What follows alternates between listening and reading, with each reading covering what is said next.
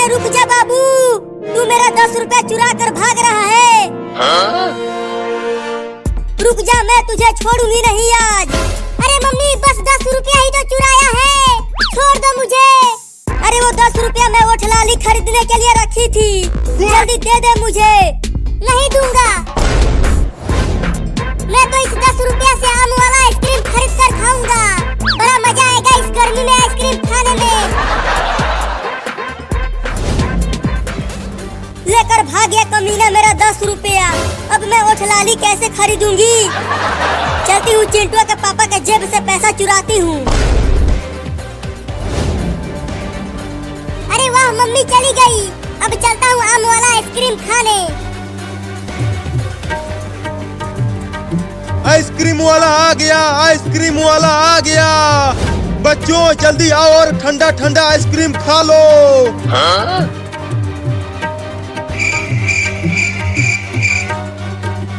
चलता हूँ दूसरे गांव में, यहाँ पर कोई भी बच्चा नहीं है। अरे रुक जा आइसक्रीम वाला, मैं आ रहा हूँ आइसक्रीम खाने। चलो एक बच्चा तो आ गया आइसक्रीम खाने। बोलो बच्चा, कौन सा वाला आइसक्रीम दूं तुम्हें? आम वाला दो, वो खाने में बड़ा मजा आता है। 10 रुपया का है वो, लाए हो 10 रुपया? हाँ ये लो 10 रुपया। अब ये लो लंगड़ा आम वाला आइसक्रीम। अब खाओ इसे। नहीं, मैं इसे वहाँ बैठकर और मजे लेकर खाऊंगा। जैसी तुम्हारी मर्जी। आओ बच्चों आइसक्रीम खा लो। अब खाऊंगा आइसक्रीम। अरे अरे आइसक्रीम कहाँ चला गया? केवल लकड़ी ही बची है। चलता हूँ उस आइसक्रीम वाले से पूछता हूँ।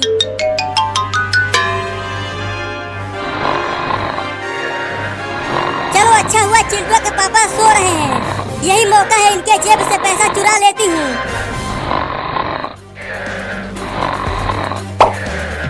अब वो ठलाली खरीदूंगी इससे। अरे वो आइसक्रीम वाला, रुक जा। बोलो अब कौन सा वाला आइसक्रीम चाहिए तुम्हें? 10 हरी आम वाला दे दूं?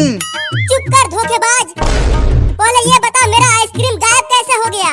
केवल लकड़ी ही बचा है। मैंने कहा था खा लो जल्दी, पिघल गया ना सारा आइसक्रीम गर्मी से। तुम देख रहे हो कितना तेज धूप हुआ है और कितनी तेज गर्मी पड़ रही है। तो एक और आइसक्रीम दो। 10 रुपया निकालो। अब तो मेरे पास पैसे नहीं हैं। तो जाओ लेकर आओ, फ्री का आइसक्रीम नहीं है यहाँ। आइसक्रीम वाला आ गया, आइसक्रीम वाला आ गया। बच्चों जल्दी आओ और ठंडा ठंडा आइसक्रीम खा लो। अब क्या करूं? चलता हूँ फिर से पैसे चुराता हूँ।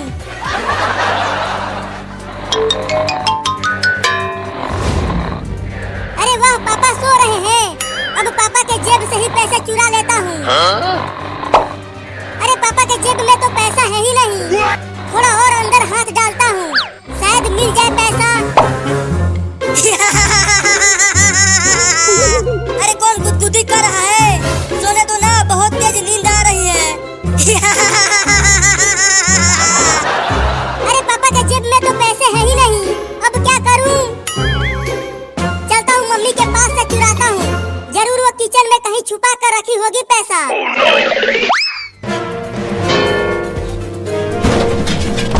अरे किचन में बिल्ली घुस गई है क्या? बर्तनों के गिरने की आवाजें आ रही हैं। अरे मम्मी आ गई, मम्मी आ गई। अब कहाँ छुपूं? हाँ यहाँ छुप जाता हूँ। अरे यहाँ पर तो कोई भी बिल्ली नहीं है, तो बर्तनों की आवाज आ कैसे रही थी? जरूर चूहा घुसा होगा किचन में। चलती हूँ चूहा पकड़ने वाला लेकर आती हूँ। बहुत चूहे हो गए हैं घर में। मम्मी चली गई, बाल बाल बच गया। अब पैसे चुराता हूँ। अरे पैसा तो कहीं नहीं है किचन में। अब कैसे खाऊंगा आइसक्रीम? अरे बाबू ये देख, मैं और चिंकिया कितने बड़े बड़े आइसक्रीम लाए हैं तुम्हारे लिए। तुम्हें इतना बड़ा आइसक्रीम कहाँ से मिल गया? अरे मैंने और चिंकिया ने एक बोरा गेहूं बेचकर खरीदा है इसे। क्या? Made her pulse quicken. The train whistle cut through the rain, louder than before, and people rushed past in a blur of umbrellas and overcoats. She wanted to move, to disappear with them, but her feet stayed planted. The storm above and within seemed to echo her hesitation, each raindrop a reminder that the world could be both cruel and beautiful at once.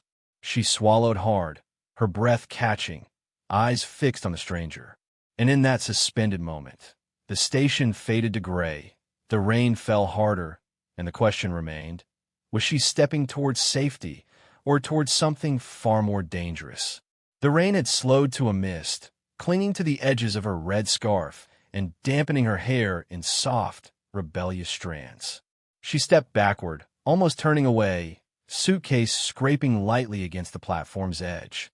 Her hands shook, not from the cold, but from the ache building in her chest, the pull of all the choices she had made and all the ones she hadn't. Some people carry more than just bags. They carry silence, she whispered to herself, words swallowed immediately by the station's low hum. The stranger watched her from a few steps away, his hands tucked in pockets, posture steady, as if he knew exactly what she felt but would never intrude. Her gaze drifted to him, and then, startlingly, to the suitcase.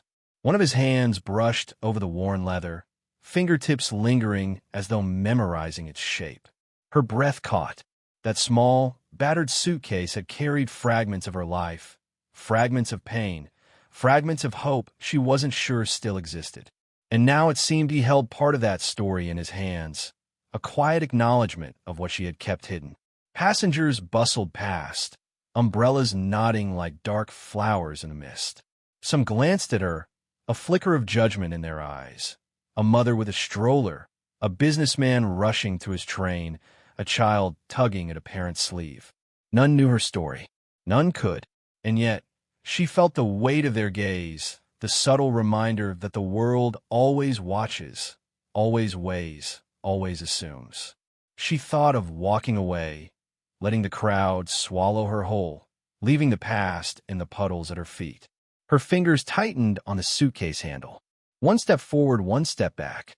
Her pulse was a drumbeat, erratic, relentless. She wanted to vanish, to become one of the anonymous shadows moving across the wet concrete. But the pull from him anchored her. He said nothing, not a word, but his eyes, quiet, intense, understanding, spoke volumes she wasn't ready to hear. They mirrored her own struggle, the fight against loneliness, against the hollow ache of carrying too much alone.